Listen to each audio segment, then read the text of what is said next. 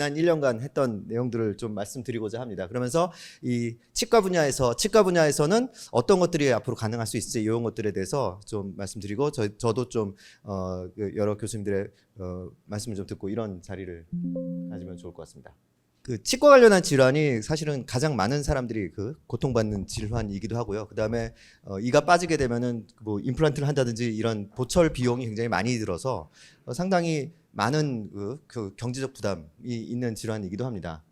그리고 이가 빠지는 원인에는 뭐 그 잇몸이 나빠지거나 그리고 그 잇몸이 나빠지거나 아니면 나이 연령이 들어감에 따라서 여러 그 마모성 질환으로 인해서 그래서 이제 이가 빠지게 되는데요. 대략 예전에 2000년 무렵에 전체 치과 의료비가 한 1조에서 2조 정도 됐다고 알고 있고요. 그리고 2005년에서 6년 정도에 한 5조 정도 됐었습니다. 근데 그 당시에 대리운전 시장이 한 7조 정도 됐고요. 그다음에 근데 이게 이제 지금은 대략 한 13조 정도 된다고 얘기되고 있습니다. 전체 의료비 시장은 한 2, 30조 정도 그렇게 되고 있고 대략 한 10% 정도 전체 의료비 시장 규모의 10% 정도 차지하고 있습니다. 근데 뭐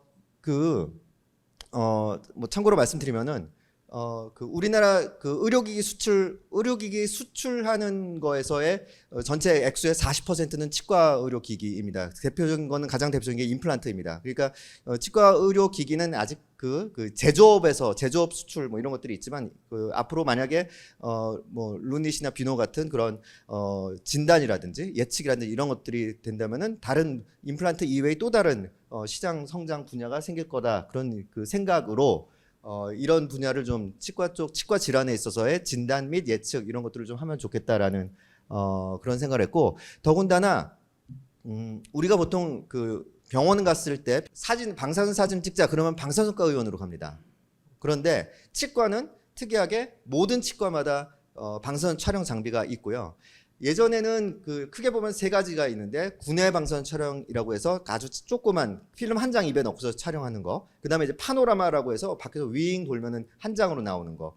그런 것들이 있는데 우리나라가 전 세계에서 파노라마 보급률이 전 세계에서 가장 높은 나라였었습니다. 그런데 2005년 이후로 덴탈 CT가 우리나라 국산 장비들이 나오기 시작하면서 지금은 덴탈 CT가 파노라마보다 더 많이 보급되어 있습니다.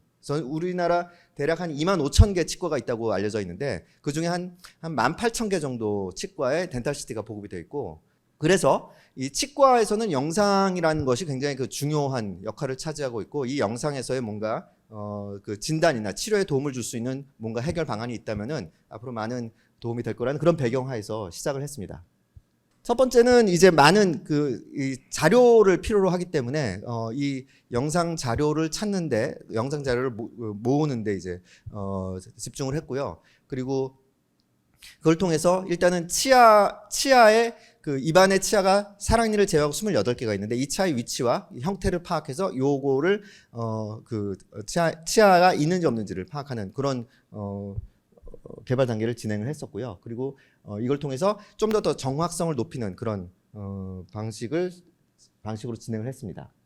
그래서 일단은 올해의 연구 결과로는 일단은 이 분석을 할 수 있는 이 영상 코호트를 구축을 했다는 거가 첫 번째이고요. 이거는 대략 치과 영상이 그전까지는 필름이었다가 디지털되기 시작한 2003년부터 2023년까지 한 20년간의 데이터 중에서 한 15년 이상 추적이 된 환자들을 대략 한 16,000명, 한 10만 장 정도의 영상을 확보를 했고 그리고 이후에 이 사랑니가 만들어지기 시작하는 게 대략 한 10살부터고 완전히 완성되는 게 20살까지인데요. 이 10년간 추적이 된 환자 700명에 한 6,200장 정도 파노라마 영상 코호트를 구축을 해서 이 일을 통해서 초기 단계에 어떤 특징이 있는지에 따라서 이후에 치아 상실이라든지 잇몸병이라든지 아니면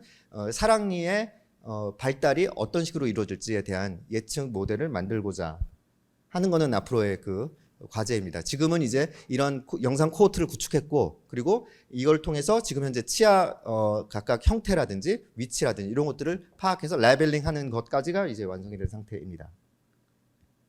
예, 그래서 대략 뭐 몇 가지 연구 결과로는 뭐 그 사랑니를 제외했을 때 조금 더 그 정확도가 치아를 판별해내는 정확도가 좀 더 높아진다는 거이고요. 그리고 그다음에 그리고 좀 더 자동화된 그런 것들을 했고, 그다음에 이제 이 치아 번호를 치과에서 이제 치아 번호를 부여해서 인식을 하는데, 요 치아 번호를 그 인식하는 데서 좀 더 정확도를 높이는 이런 방식으로의 연구를 진행을 했습니다.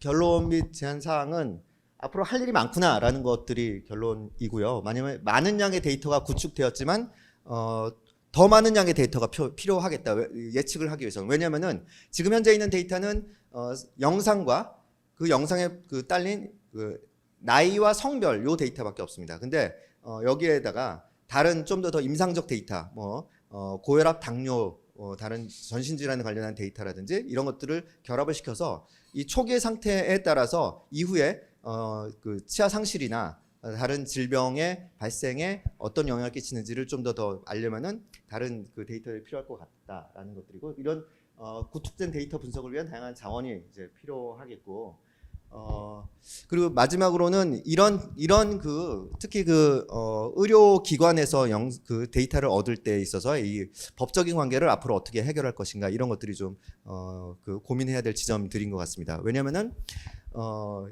이미 지금 현재 이제 그 뭐 상장하고 이랬던 이런 회사들은 예전에 이런 규제나 이런 데이터, 의료 데이터, 개인 의료 데이터 규제가 없었을 때 이 데이터를 다 구축을 한 상태였고, 그래서 이걸 갖고 이제 지금은 뭐 잘 하고 있는데, 지금부터 이걸 추진하려고 하는 입장에서는 병원 측에서 이제 여기에 대한 법적인 관계를 명확히 하고 가자라는 이런 것들이 계속 이제 얘기가 있어서, 어떻게 이 연구를 처음 진행할 때부터 아예 법적으로 어떻게 요걸 할 것인지에 대한 것들을 좀 명확히 하는 것들이 앞으로 좀 논의를 해야 될 사항들입니다. 이걸 통해서 진단 및 영상 진단 및 예측을 이용해서 좀 더 나아간다면은 의료기관, 치과 의료기관에서 환자 관리를 좀 더 통합적으로 할 수 있는 이런 모델을 좀 구현하고자 하는 것이 앞으로의 저의 계획입니다. 이상입니다.